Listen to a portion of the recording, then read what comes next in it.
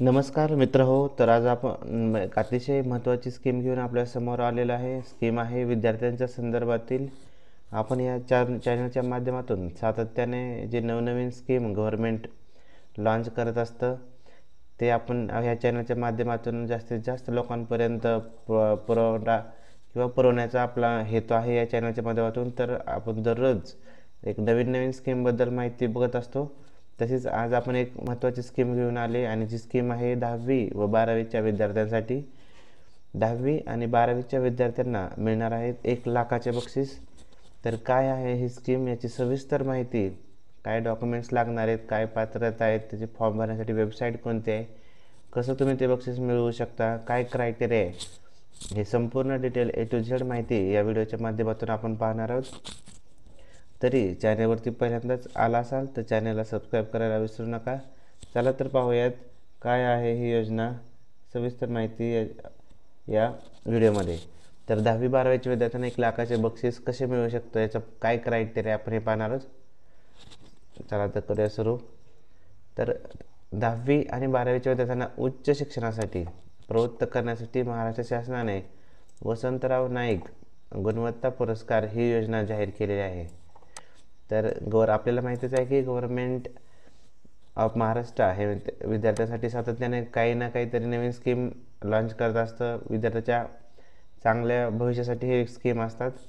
तर अशाच काही स्कीम्समधली ही एक स्कीम आहे, जसे की विद्यार्थ्यांना स्कॉलरशिप देणे किंवा एखाद्या विद्यार्थ्यांना हॉस्टेल्स फॅसिलिटी प्रोव्हाइड करणे, एखाद्या कोर्स फॅसिलिटी फ्रीमध्ये प्रोव्हाइड करणे, एखादा कोर्स देणे. तसेच ही एक मोटिवेशन देण्यासाठी विद्यार्थ्यांना ही स्कीम आहे. त्या स्कीमचं नाव आहे वसंतराव नाईक गुणवत्ता पुरस्कार ही योजना आहे. तर याचे फायदे काय आहेत बघूयात आपण. की वरिष्ठ महाविद्यालय म्हणजे SSC 10वी परीक्षेत राज्यात प्रथम आलेल्या एका मुलगा आणि एका मुलीसाठी 1,00,000 रुपयाचे बक्षीस, त्याचबरोबर ट्रॉफी आणि प्रमाणपत्र असे याचे स्वरूप आहे. तसेच वरिष्ठ महाविद्यालय शाळा म्हणजे 10वी परीक्षेत प्रत्येक बोर्डात प्रथम आलेल्या एका मुलासाठी आणि एका मुलीसाठी 51,000 रुपयाचे बक्षीस, त्याचबरोबर ट्रॉफी आणि प्रमाणपत्र हे स्वरूप असणार आहे. प्रत्येक बोर्डात म्हणजे जे डिव्हिजन आहे, पुणे बोर्ड असेल, बाकीचे कुठले बोर्ड असतील त्या सगळ्या बोर्डमध्ये, कोल्हापूर बोर्ड असेल तर त्या बोर्डामध्ये जो टॉप येईल त्याला हे स्कॉलरशिप दिली जाते किंवा हे बक्षीस दिलं जातं. तसेच उच्च माध्यमिक शाळा HSC परीक्षेत राज्यात प्रथम आलेल्या एका मुलाला आणि एका मुलीला 1,00,000 रुपये हे बक्षीस दिलं जातं, त्याचबरोबर ट्रॉफी आणि प्रमाणपत्र असे हे याचं देखील स्वरूप आहे. तसेच उच्च माध्यमिक शाळा HSC परीक्षेत प्रत्येक बोर्डात प्रथम आलेल्या एका मुलासाठी आणि एका मुलीसाठी 51,000 रुपये बक्षीस, ट्रॉफी आणि सर्टिफिकेट म्हणजे प्रमाणपत्र हे दिलं जाणार आहे आणि दिलं जातं.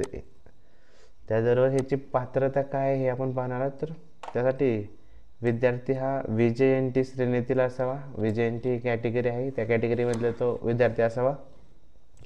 विद्यार्थ्यांनी राज्यात प्रथम किंवा 10वी किंवा 12वीच्या बोर्डच्या परीक्षेत पहिला आलेला असावा. त्याचबरोबर राज्य आणि मंडळात प्रथम आलेला पहिला मुलगा आणि पहिली मुलगी या दोन्ही विद्यार्थ्यांना पुरस्कारासाठी पात्र ठरवले जाते. तर यासाठी कागदपत्रे आहेत. आधार कार्ड नंबर असणं गरजेचं आहे. महाराष्ट्र आदिवासी प्रमाणपत्र म्हणजे डोमासाईल सर्टिफिकेट असणं गरजेचं आहे. जात प्रमाणपत्र असणं गरजेचं आहे VJNTसाठी किंवा SBCसाठी देखील हे कास्ट सर्टिफिकेट असणं गरजेचं आहे. तर कौटुंबिक उत्पन्नाचं प्रमाणपत्र म्हणजे इन्कम सर्टिफिकेट असणं गरजेचं आहे. आणि 10वी आणि 12वीच्या मार्कलिस्ट तुम्हाला ते अपलोड करायला लागेल फॉर्म भरताना. तर याचा अर्ज प्रक्रिया काय आहे आपण हे पाहणार आहोत. तर याची ऑफिशियल वेबसाईट इथं आपण दिलेली आहे, mahadbt.maharashtra.gov.in ही साईड आहे. तरी आपण ही साईड पाहू शकतो. अशा प्रकारे ही साईड असणार आहे. तर या साईडवरती जाऊन तुम्हाला हा फॉर्म भरायचा आहे. इथं रजिस्ट्रेशन असेल, तुम्हाला रजिस्ट्रेशन करायचं आहे. नंतर इथं बँक आधार लिंक आहे हे तुम्हाला क्लिक करायचं. जसं की कुठल्याही याच्यावरती तुम्ही क्लिक केलं तर तुम्ही त्याप्रमाणे हा फॉर्म भरू शकता. तर यानंतर तुम्हाला तुमचा mobile number, email ID enter करायचा आहे. त्यानंतर तुम्हाला रजिस्ट्रेशन केल्यानंतर एक OTP येईल.